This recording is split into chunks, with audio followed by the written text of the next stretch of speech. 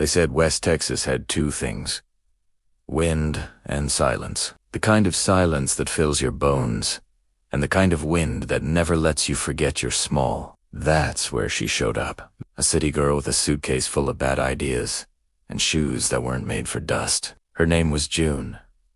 Not June like the month. June like a promise someone forgot to keep. She came looking for work, found a ranch instead, and a man who didn't say much. They called him Clay. A rancher, widowed too young.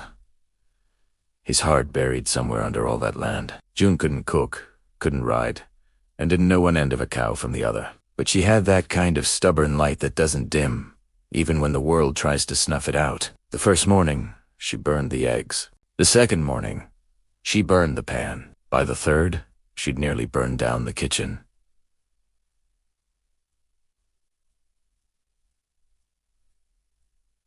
Clay didn't yell. He just stared. Slow, quiet, measuring. The kind of stare that made her straighten her back and pretend she knew what she was doing. By the end of the week, she was still a disaster. But she'd learned how to saddle a horse without falling, how to carry water without spilling, and how to laugh at herself when everything went wrong. Something about that laughter, it started to fill the empty spaces in the ranch. Even Clay noticed. Maybe for the first time in years, he noticed anything at all. Out there, under a sun that didn't know mercy, a city girl who couldn't cook was learning the recipe for belonging. Days stretched long on the ranch, sunrise to sunset, dust to sweat, laughter to silence. Every hour had a rhythm, and June was learning to dance to it, one mistake at a time. She'd wake before dawn, hair tied back, telling herself, "Today's the day I don't ruin breakfast." But by noon, something would still go wrong. Too much salt in the stew, no sugar in the tea, and biscuits that could double as self-defense weapons. The ranch hands teased her endlessly. City girl couldn't cook a miracle if it came with instructions. They'd joke. She'd just grin, roll her eyes, and say, "At least I'm trying, boys." There was grit in her, hidden under all that clumsiness. The kind that doesn't quit when the world laughs. And Clay noticed. He noticed how she never complained, how she stayed up late cleaning the mess she made, how she'd hum to herself in that old kitchen as if the world was still worth singing to. Sometimes, he'd stand in the doorway, just watching her, her hair falling into her face, flour on her cheek, talking to the dough like it might behave if she was polite enough. The ranch was changing, little by little. The air felt lighter, the silence softer. Even Clay's horses seemed calmer. One evening, she made cornbread that wasn't half bad. Clay took a bite, chewed slow, and said, "Not bad." That was all, but she grinned like he'd written her a poem. That night, the kitchen glowed warm. The radio hummed faintly. The laughter of ranch hands echoed down the hallway. And June felt like maybe, for the first time, she'd built something that didn't fall apart. She didn't just feed the ranch that night. She fed its spirit. Summer came hard that year. The sky cracked open with thunder, and the wind carried the kind of fear that only the plains understand. The storm rolled in without warning. Dark clouds, screaming wind, the earth trembling beneath it. Clay ran out to tie down the barn doors, shouting over the roar. And before he could stop her, June was right behind him, hair-whipping dress soaked through. She fought the wind like she'd been born to it. "Go inside," he yelled. She shook her head.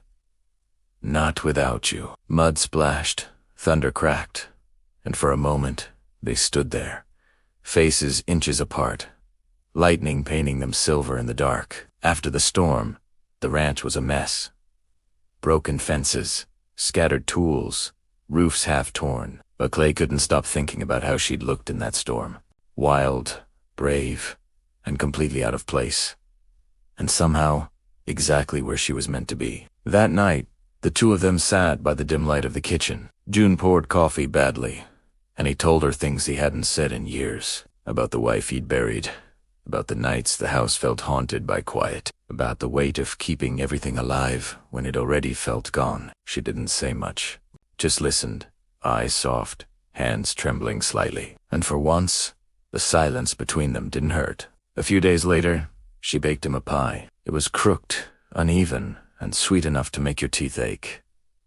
He ate it all anyway, said it was perfect. She didn't believe him, but she smiled like she wanted to. That night, she realized love doesn't always show up with fireworks. Sometimes it arrives like that storm, loud, messy, terrifying, and when it's gone, you find everything changed. Autumn came early that year, painting the ranch in gold and copper. The air turned crisp, and June's cooking actually started to taste good. Her biscuits rose, her soups thickened, and the ranch hands stopped making fun. Mostly because they were too busy eating. Clay had started to talk again. Not much, but enough to fill the space that used to ache with quiet. Sometimes, she'd catch him smiling at her from across the table. Other times, just a nod. But that nod meant more than any love letter ever could. June began to understand that home wasn't a place. It was a feeling, a warmth that sneaks into your bones when someone looks at you like you belong there. One evening, as the sun died over the ridge, the whole sky caught fire with pink and orange light. June stood by the stove, stirring stew, and Clay walked in quietly. He said, "You ever think about staying here for good?" Her hands froze.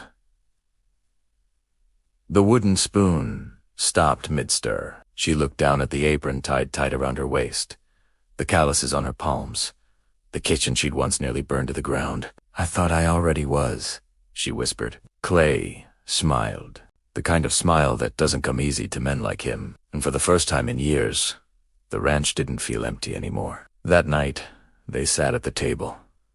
No words, just warmth. The stew bubbled, the clock ticked, and the silence between them felt like music. Somewhere outside, the wind blew across the plains, carrying away the last pieces of the old loneliness. In that tiny kitchen, the girl who couldn't cook had done the impossible. She'd fed a starving heart back to life.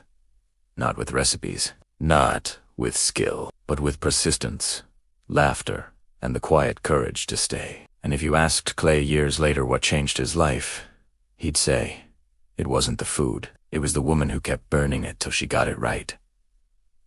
Because love, real love, isn't perfect. It's a kitchen full of mistakes, a heart that keeps learning, and a home that smells faintly of biscuits and forgiveness. And somewhere in the heart of West Texas, a city girl who couldn't cook found a recipe for forever.